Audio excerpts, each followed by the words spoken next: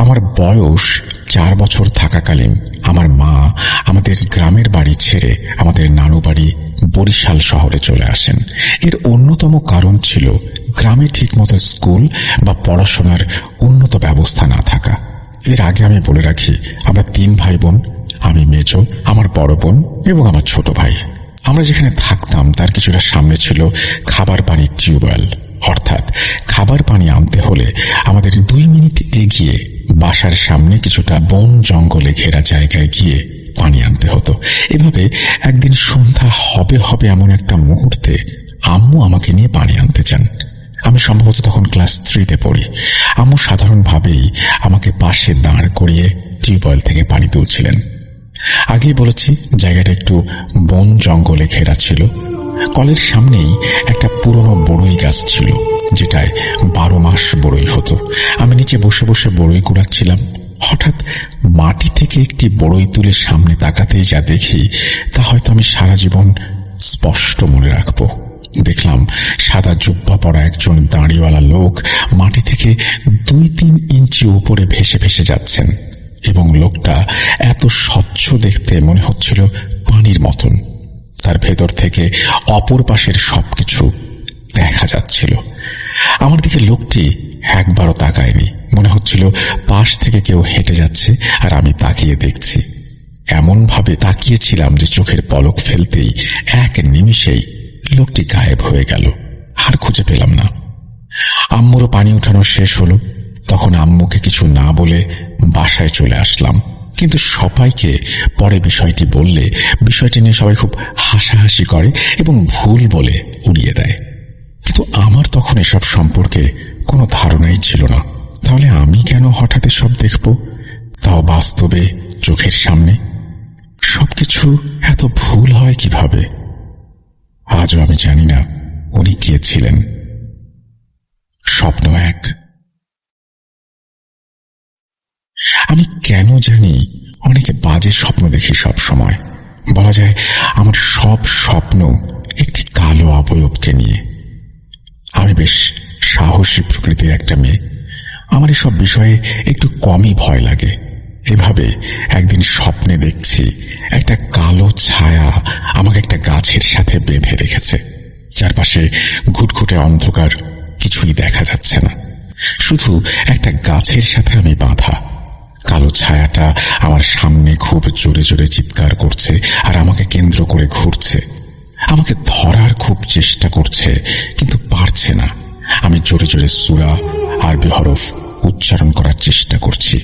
অনেক চেষ্টার পর আরবি উচ্চারণ করতেই ছায়াটা আমার সামনে থেকে চলে যায় আর আমার ঘুম ভেঙে যায়।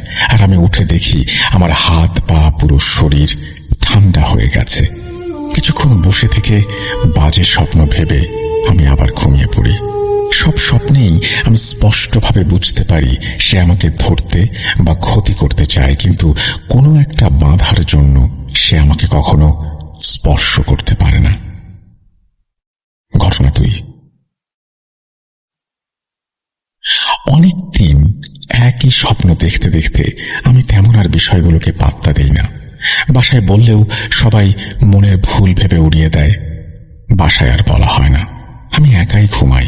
এভাবে একদিন রাত সম্ভবত 1টা, আমি শুয়ে আছি আর আমার ফোন ঘাঁটছি। হঠাৎ মনে হলো আমার মাথার কাছে কেউ একটা হাত রেখেছে। আমি হঠাৎ উঠে ফোনের লাইট অন করে দেখি কিছু নেই। কিছুক্ষণ পর মনে হলো মশারি ধরে কেউ টান দিচ্ছে, কিন্তু এবারও কিছু পেলাম না। তখন আমি ফোন রেখে তাড়াতাড়ি ঘুমিয়ে পড়ি এবং সেদিন রাতে আর তেমন কিছু হয় না আমার সাথে। এভাবে বেশ কিছুদিন চলার পর আম্মুকে এবার বেশ কড়া গলায় বললাম হুজুরের কাছে যাব। আম্মু ব্যাপারটা এবার গুরুত্ব সহকারে নিলেন আর পরদিন বেশ ভোরে এক হুজুরের কাছে নিয়ে গেলেন। হুজুরকে আমি তেমন কিছুই বলিনি, আম্মুও বলেননি, শুধু বলেন একটা শরীর বন্ধ করার তাবিজ দিতে। হুজুরও একটি তাবিজ দেন, তবে তাবিজের ওপর যে শক্ত আবরণটা থাকে সেটা ছাড়া, অর্থাৎ শুধু কাগজের তাবিজটা দিয়ে বলেন, দেখো মা, আমার কাছে তো মাদুলি শেষ হয়ে গেছে, তুমি একটা মাদুলি কিনে তাবিজটা লাগিয়ে নিও। আমাদের আঞ্চলিক ভাষায় তাবিজের শক্ত আবরণকে মাদুলি বলে। আমি হুজুরের কাছ থেকে তাবিজ নিয়ে চলে আসি, আর খুব আশ্চর্যজনকভাবে আমার এত ঘুম পাচ্ছিল সারা রাস্তা জুড়ে যে আমি বাসায় এসে তাবিজটা হাতে নিয়েই তাড়াহুড়ো করে ঘুমিয়ে পড়ি। খুব অস্বাভাবিক লাগলেও এটাই সত্যি, আর এর ফলস্বরূপ আমি ঘুম থেকে উঠে তাবিজটা আর খুঁজে পাই না। অনেক খোঁজাখুঁজির পর যখন ওটা পাই না, আম্মুকে আর কিছুই জানাই না, কারণ আম্মু জানার পর অনেক বকাঝকার রাগ করবেন। এটা ভেবে আমি চুপ থাকি। ঘটনা 3। আমার আম্মুর বান্ধবী রুনা আন্টি, এটি ছদ্মনাম। তার বিয়ের অনেক বছর হলেও কোনো সন্তান হচ্ছিল না। এই নিয়ে নানান ডাক্তার দেখানো সহ নানা কবিরাজ আরো অনেক কিছু দেখিয়েছেন, লাভ হয় না। এভাবে এক মহিলার খোঁজ পান যিনি এ ব্যাপারে তাদের সাহায্য করতে পারবেন। ওই মহিলার বাড়ি বরিশালের স্বরূপকাঠির কোনো একটি জায়গায়, আমি নামটা বলতে চাচ্ছি না। স্বরূপকাঠি বরিশালের অন্যতম জনপ্রিয় একটি জায়গা পেয়ারা বাগানের জন্য। আমরা সবাই মিলে ঠিক করি পেয়ারা বাগান ঘোরাঘুরির পাশাপাশি ওই মহিলার সাথেও দেখা করে আসব। যেই ভাবা সেই কাজ, আমরা সবাই দিন ঠিক করে রওনা দেই।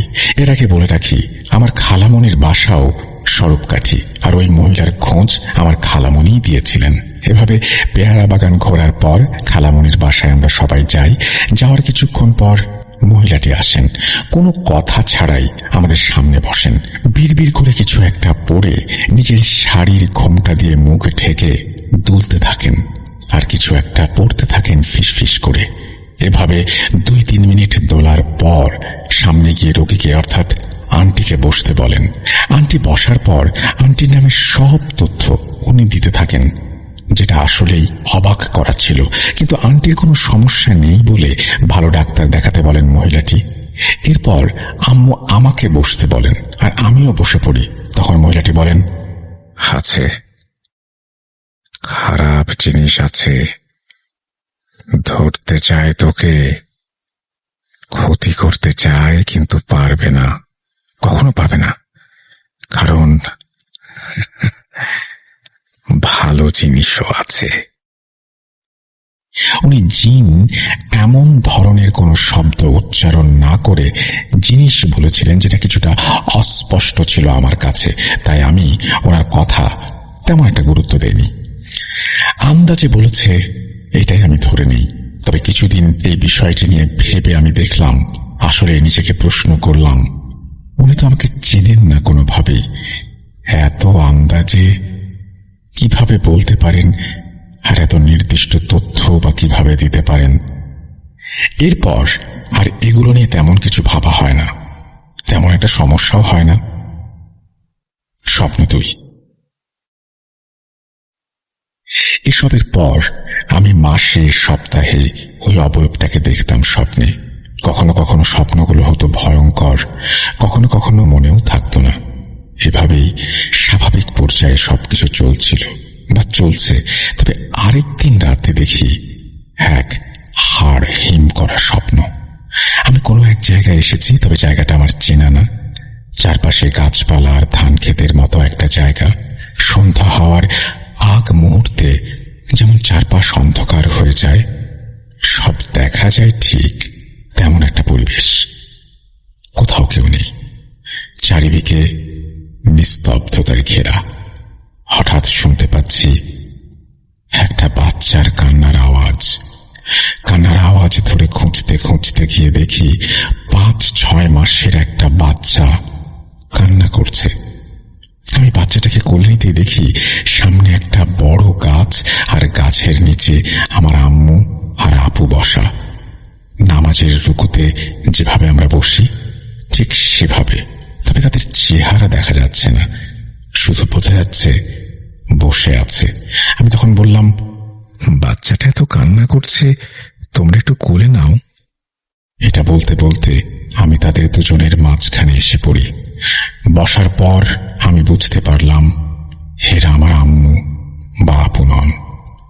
তৎক্ষণাৎ আমি উঠে আসার চেষ্টা করলাম, আর এই চেষ্টা করার সাথে সাথেই আম্মুর মতো অবয়বটা আমার চুল টেনে ধরে আর আপুর মতো অবয়বটা আমার দিকে তাকিয়ে বিশ্রীভাবে চিৎকার করতে থাকে। আমি জোরে জোরে স্পষ্টভাবে সূরা ফালাক নাস পড়ে বাচ্চাটার গায়ে ফোঁ দিতেই অবয়ব দুটো গায়েব হয়ে যায় আর আমার ঘুম ভেঙে যায়। আমি নড়তে পারছি না ভয়ে। এমন একটা অবস্থা। উঠে দেখি 4টার কাছাকাছি সময়। কিছুক্ষণ বসে থেকে শান্ত হয়ে ঘুমিয়ে পড়ি। এভাবেই আমি প্রতিনিয়ত একই স্বপ্ন দেখতে থাকি, তবে সামনাসামনি কোনো কিছু দেখি না, আর কোনো ক্ষতিও আমার হয়নি।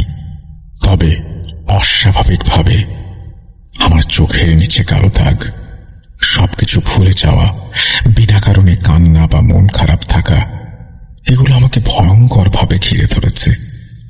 জানি না কেন এগুলো হয়, তবে আমার জন্য সবাই দোয়া করবেন যেন সবকিছু ঠিক হয়ে যায়। এগুলো ছাড়াও আমার সাথে আরো ছোট বড় নানান রকমের ঘটনা আছে, ঘটে থাকে যেগুলো ভয়ানক স্বপ্ন আমি প্রায়ই দেখে থাকি।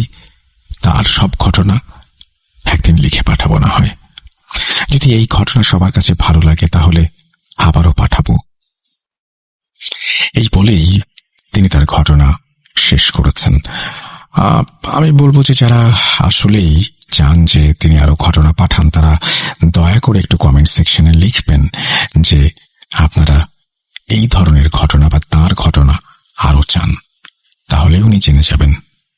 আর ওই যে বললাম লাইক আর শেয়ারের ব্যাপারটা, সেটা যদি করেন তাহলে তো কথাই নেই। আমরা চলে যাচ্ছি আমাদের পরের ঘটনায়।